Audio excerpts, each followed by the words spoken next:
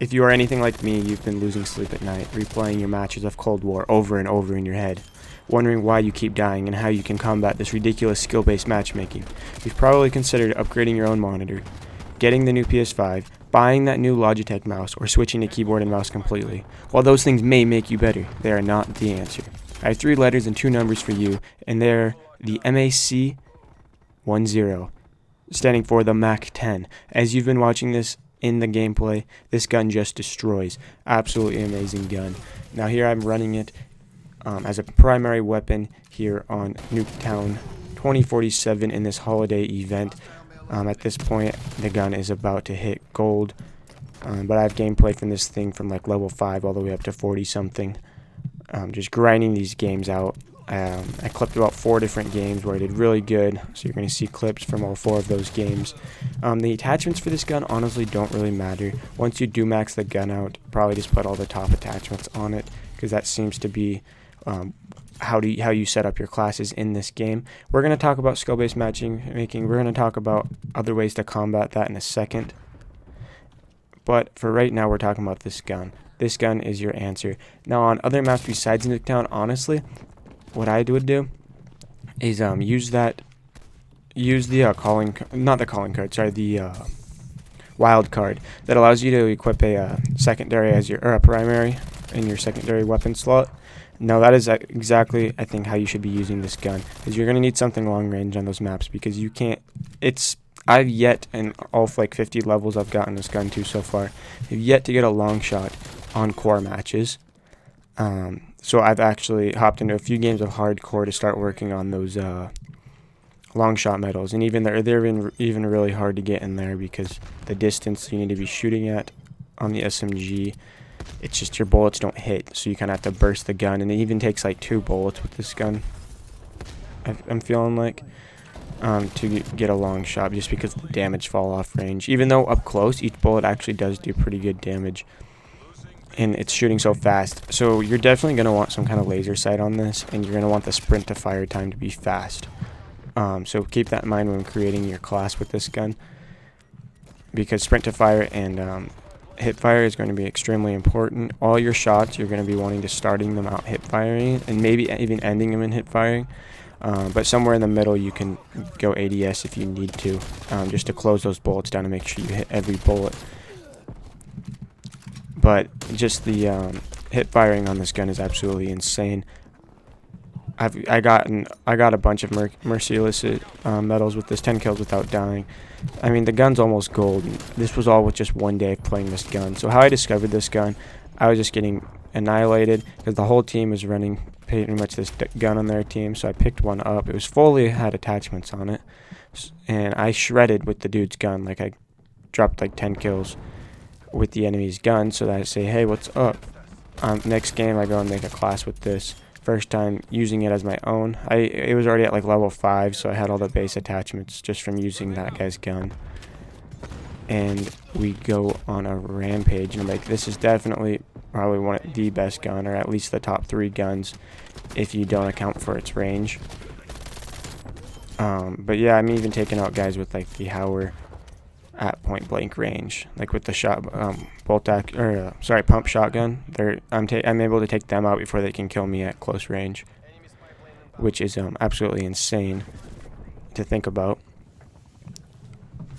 How that you can be combating against a combat shotgun, and you just have this little SMG that shoots super fast. But yeah, in 1 day of like playing, I don't know how many matches I played that day, and I am definitely the person to be taking advice from. I've used every single weapon in the game.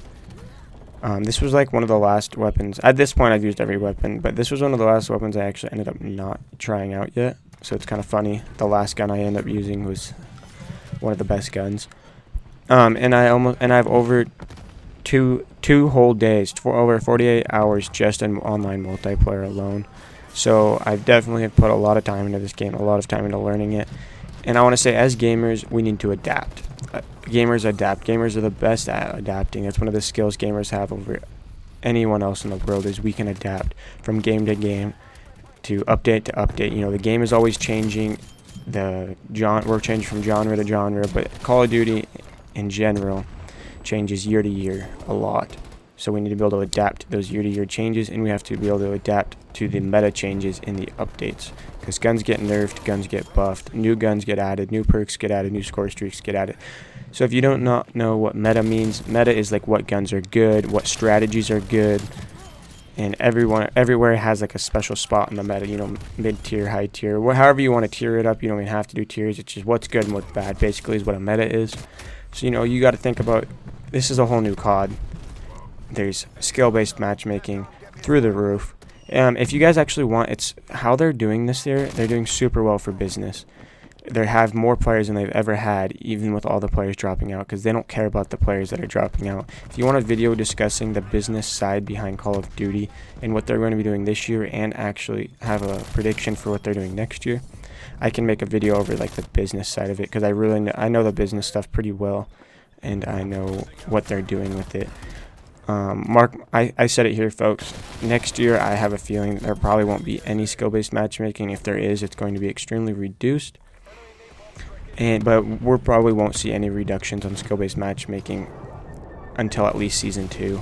They might reduce it a little bit, but it's here to stay for this year. It's what's most profitable for a publicly shareholded company. They have investors to worry about. They're doing what's best for them, not what's best for us people who are good at the game, because we're not the ones making the money. One of us makes us money. You know, maybe us good players might spend a couple $100, but by losing one of us, they get 10 new players in here that make them way more money, even though they're just buying the game or buying the battle pass. So, but I can actually really go in depth in that in the future. But how we can actually combat this is by finding the meta. We need to find new strategies to play.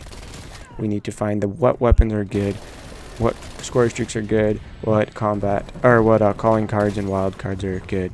Perk greed, by the way, best wild card unless you want to run a class with 2 primaries. So on a small map like Nuketown, getting those 2 extra perks are really nice. See, I don't know if it's a glitch, but last time I was in the game, I was not allowed to put a second perk on the perk 1 slot. So that might be a glitch, or they actually just removed perk 1, because perk 1 can be pretty good. But yeah, I mean, this video is running long. This video actually took me a long time to make. You know, I spent a whole day getting gameplay on this, and then I spent another whole day, and then I spent like a whole nother day writing my script out, thinking about like how I want to tell you guys about this, and editing. I had to do a lot of editing, could go through all those hours of gameplay and like put them in the right spots. So do drop a like and a subscription. We are about to hit 1,000 subscribers. I'm so hyped, you guys. This is probably going to end the video here. We're at about 8 minutes. So with all of that being said, let's adapt, gamers. That's what we're best at. Sorry if I sound tired in this video. I'm just... it was my boy's birthday. Stayed up all night. Still, I haven't really slept much from that. Really tired, so yeah, that's why I might sound tired in this video. But gamers, let's adapt, let's be better, let's improve. Good things are coming for us. Holiday season, everyone have a good Christmas. Just want to remind you, do something kind for someone else this holiday season. Say something nice. If you don't have money to do something nice for someone, say something nice. Make someone's day just a little bit better. And let's just keep that on our minds during this holiday season. It is the giving season after all, so if all you can give is a kind word, then give that word. Alright, you guys, this is me giving my word. I'm out, you guys. See you later.